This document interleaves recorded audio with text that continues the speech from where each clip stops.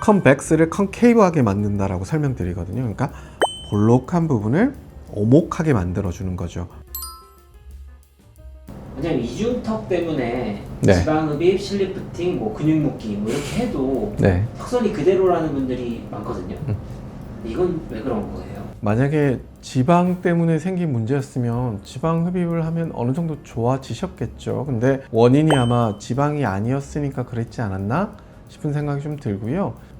우리 병원에 내원하시는 환자분들 보면 대부분 지방 때문보다는 피부의 톤이 좀 떨어졌거나 혹은 뭐 근육의 힘이 좀 떨어졌거나 대부분 이제 두 가지가 동시에 좀 겹쳐서 오시는 경우가 많은데, 그럴 때는 지방 흡입 자체가 사실 크게 도움이 될 수는 없다고 저는 생각하고 있습니다.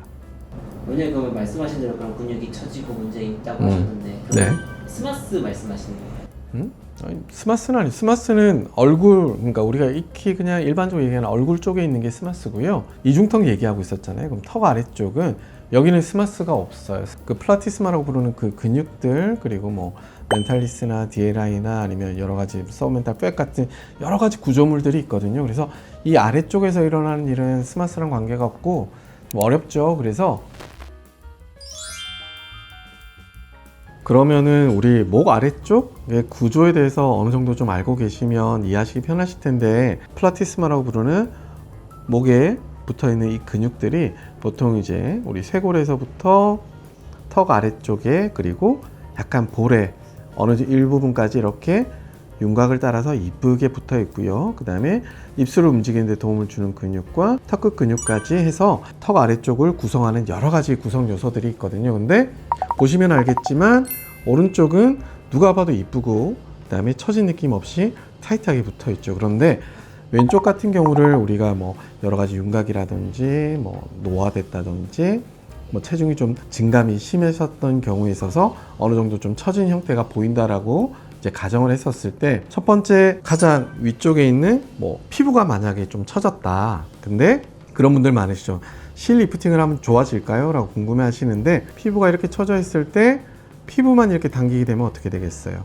당연히 안 했을 때보다 좀 낫겠지만 이런 처져 있는 여러 가지 구조물들 때문에 오히려 더 이런 형태가 눈에 좀 더 잘 띄게 되겠죠. 그래서 피부만 당기는 건 크게 효과가 없을 수 있겠구나 라고 생각해 볼 수가 있겠고, 두 번째, 근육 위쪽이나 아래쪽에 보면 여러 가지 뭐 지방층, 침샘 조직들, 여러 가지 조직들이 있거든요. 그런데 얘들이 밑으로 이렇게 떨어져 있어요. 그래서 침샘을 제거를 하거나 지방 조직을 제거를 하더라도 처져 있는 근육들은 그대로 있겠죠. 그러니까 뭔가 없어지긴 했는데 볼륨은 조금 줄었지만 이런 오른쪽에서 보이는 이런 타이트한 모양은 절대 나올 수는 없다.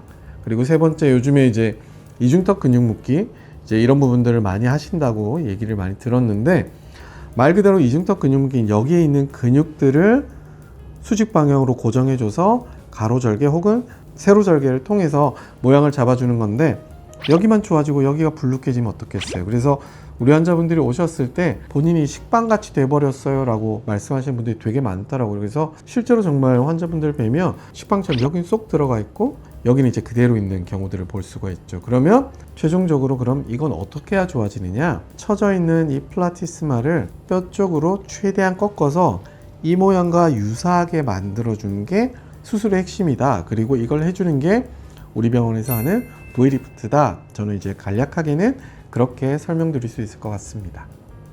그럼 원장님은 수술을 통해서 플라티스마는 어떤 방식으로 복원하는지 모형 있는 김에 좀 설명 한번 해주실 수 있어요? 조금 어렵긴 한데요. 기본적으로 복원하는 거죠. 그러니까 우리가 어렸을 때 그 플라티스마의 모양은 이 모양이에요.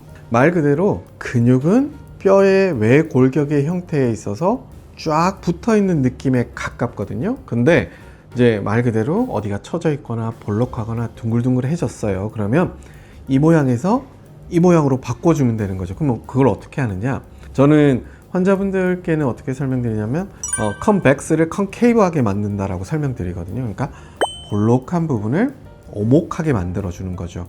왜냐하면 뼈의 형태가 오목하니까. 그래서 여기 있는 근육의 근막들의 안쪽 부분과 바깥쪽 부분을 뼈에 있는 외측막에 고정을 해줘서 컨벡스를 컨케이브하게 해준다. 이게 가장 핵심적인 내용이고, 그리고 그 모양을 만들면서 가장 딱딱한 조직인 팔이라고 부르는 조직에다가 최종적으로 한 번 더 더블로 고정을 해준다. 이 과정을 한 번 하느냐, 두 번 하느냐, 세 번 하느냐, 네 번 하느냐는 환자분들의 좀 중증도라고 하죠. 그러니까 그러니까 컨벡스한 정도에 따라 제가 결정을 하는데, 대부분 우리 병원에서는 한 3번 정도는 시행을 한다. 그렇게 제일 간단하게 그렇게 설명드릴 수는 있겠습니다. 근데 너무 어렵겠죠, 그렇죠? 그런데 고정하는 곳을 되게 궁금해 하시더라고요. 그래서 PAL이라고 하는 조직은 어떻게 보면 이제 귓볼에서 이제 목 아래쪽까지 조금 어떻게 보면 좀 넓게, 하지만 좀 얇게 이제 좀 분포해 있는 조직들인데, 대부분은 이쪽 부분에 있다라고 생각하시면 됩니다. 그래서 이제 수술하시고 나면 이쪽 부분을 많이 아파하시긴 하죠.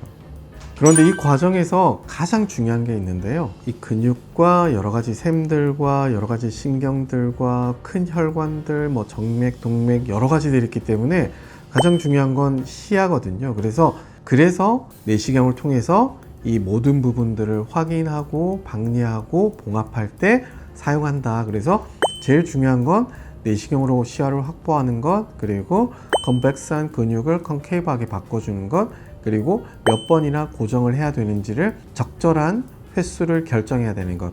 이 세 가지가 어떻게 보면 이 수술의 핵심이라고 저는 이렇게 설명드릴 수 있겠습니다.